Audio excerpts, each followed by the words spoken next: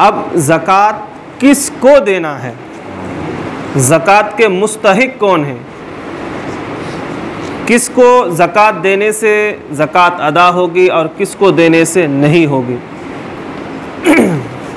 ये बहुत अहम मसला है। अल्लाह सुब्हानहु तआला ने कुरान करीम फ़ुरक़ान मजीद सूरह तौबा में ज़कात के मुस्तहिक़ीन का ज़िक्र फरमाया है और कुरान में 8 लोगों को ज़कात दे सकते हैं, इस बात का ज़िक्र है। कितने लोगों को? 8 लोगों को दे सकते हैं। लेकिन आज हम ज़कात के मुस्तहिक़ीन 7 ही है, इस पर ही बात करेंगे। एक किस्म जो है खारिज हो गया है, मतलब वो चीज़ अब ख़त्म, अब 7। कुरान में है 8, लेकिन देना है 7 जन को, एक सिलसिला ख़त्म हो गया है। ठीक है, वो क्या है? जब शुरू इस्लाम में गैर मुस्लिम को देना जायज़ था, ज़कात के 7 मुस्तहिक हैं या 7 अशख़ास या 7 शख्स हैं जिसको हम ज़कात दे सकते हैं। पहला फ़कीर, मिस्कीन, आमिल, रिक़ाब, गारिम, फ़ी सबीलिल्लाह और इब्ने सबील, ये 7 लोग हैं। अब हर एक की तफसील सुनिए। फ़कीर को दे सकते हैं। फ़कीर किसको कहते हैं? वो शख्स जिसके पास कुछ हो मगर इतना नहीं कि वो साहिब निसाब हो जाए। और साहिब निसाब किसको कहते हैं? जिसके पास 7.5 तोला सोना हो या 52.5 तोला चांदी हो या दोनों में से किसी एक की कीमत के बराबर कैश हो, हाजत असलिया को छोड़ के, कर्जा पानी वगैरह छोड़ के, तो वो शख्स साहिब निसाब है। और अगर उससे कम है तो फिर वो क्या है? फ़कीर है। हम फ़कीर किसको कहते हैं? जो बड़े दरगाह में मंगते हैं, झोला लेके घूमते हैं। अगर कोई अच्छा खासा घर बार सब है लेकिन उसके पास कैश भी नहीं है, सोना भी नहीं है, चांदी भी नहीं है, यानी आज के दौर में अगर बोले उसके पास 30,000 के अंदर रकम है, 20-25 है, 30-35 तक भी अगर है, और उसके ऊपर कुछ भी नहीं है, तो वो शख्स फ़कीर है। चाहे घर कितना भी हाई फाई हो, घर कितना भी हाई फाई हो, क्योंकि वो हाजत असलिया में से है। ठीक है, तो अब इससे आप अंदाज़ा कीजिए कि फ़कीर कौन है ना। इतना है कि निसाब को नहीं पहुंचता है और खाता पीता अच्छा भला है, तब भी शरीयत में क्या है? वो फ़कीर है। अब अगर किसी को बोलेंगे मेरे को फ़कीर बोलता है, ऐसे बहुत सारे लोग निकलेंगे ना। ठीक, अब 2 नंबर पे मिस्कीन। मिस्कीन वो है जिसके पास कुछ ना हो, यहाँ तक के खाने और बदन छुपाने के लिए उसे लोगों से मांगने की ज़रूरत पड़ती है, इसको कहते हैं मिस्कीन। तो फ़कीर को दे सकते हैं जो फ़कीर शरई है, मिस्कीन को दे सकते हैं। और आमिल, आमिल किसको कहते हैं? वो शख्स जिसे बादशाह इस्लाम ने ज़कात और उश्र वसूल करने के लिए मुकर्रर किया है, खा वो अमीर हो या गरीब हो।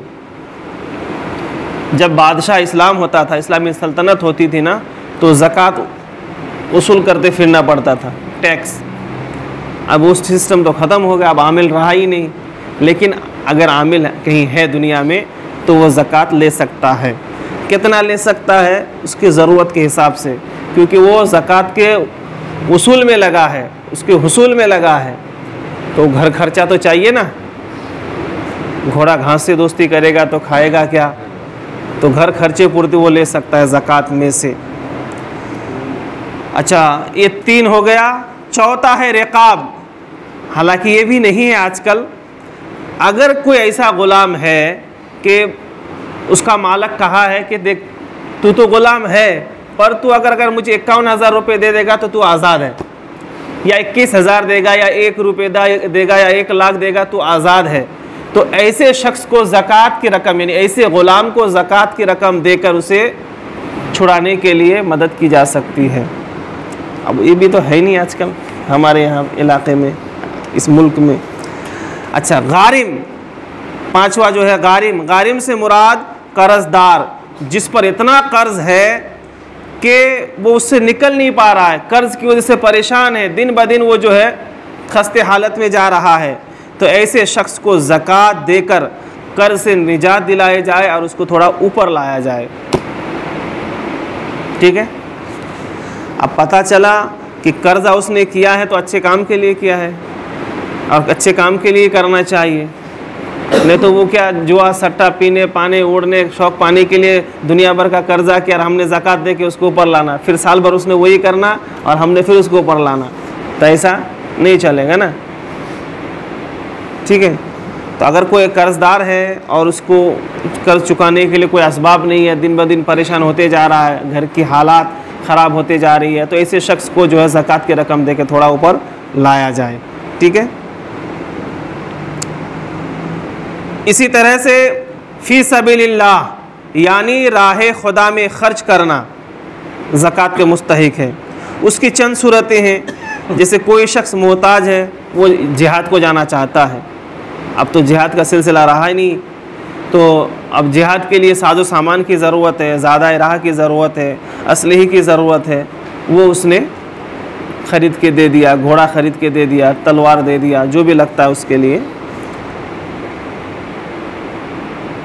अब अगर कोई हज के लिए जाना चाहता है, उसके पास माल नहीं है, तो उसे भी ज़कात दे सकते हैं, मगर उसे हज के लिए सवाल करना जायज़ नहीं। हाँ, कोई जा रहा है और वाकई वो मुस्तहिक है तो दे दिए, लेकिन मुझे ज़कात की रकम दो, मैं हज को जा रहा, ऐसा नहीं करना चाहिए। इसे कोई तालिब इल्म है, वो पढ़ना चाहता है, वो मुस्तहिक है, तो उसे भी दे सकते हैं। मतलब नेक काम में ख़र्च करना, इसको कहते हैं फ़ी सबीलिल्लाह। और ऐसा नहीं कि कहीं भी दे सकते नहीं, उसकी भी कुछ सूरतें हैं। ठीक है। हर जगह फ़ी सबीलिल्लाह में, हर फ़ी सबीलिल्लाह में ज़कात की रकम नहीं दे सकते। जैसे मस्जिद तामीर करना, ये भी नेकी का काम है ना, पर मस्जिद में ज़कात नहीं दे सकते हैं। से बाप के पीछे खर्च करना अच्छी बात है, लेकिन आप वो ज़कात का माल नहीं खर्च कर सकते वहाँ पे। ठीक है। इसी तरह से इब्ने सबील, ये 7वां है। इब्ने सबील से मुराद मुसाफिर, ऐसा मुसाफिर जो वाकई गरीब है और उसके पास कुछ भी नहीं है, तो उसको दे के सपोर्ट करो। या फिर वाकई वो अमीर है पर वो बहुत दूर है, यहाँ उसको ज़रूरत है और वहाँ से मंगाने के लिए कोई सूरत नहीं है, कोई उसको कर्जा भी नहीं दे रहा है, कोई यकीन भी नहीं कर रहा है, तो ऐसे शख्स को ज़कात दे के उसकी मदद की जा सकती है। लेकिन आज के दौर में इब्ने सबील नहीं तो नहीं बोल सकता, होंगे, पर आजकल होगा डिजिटल इंडिया।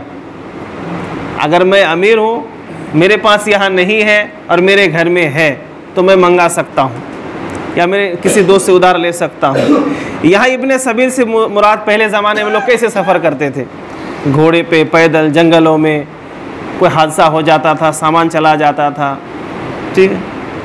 तो अगर वाकई वो मुस्तहिक है और वो कहीं से पैसे का इंतज़ाम नहीं कर पा रहा है, घर में अगरचे अमीर हो अगरचे गरीब हो, तो ऐसे शख्स को दे सकते हैं। तो ये 7 किस्म के लोग हैं जिनको ज़कात देना है, इनके अलावा किसी को ज़कात नहीं दे सकते। अब इनमें से अगर कोई सैयद है,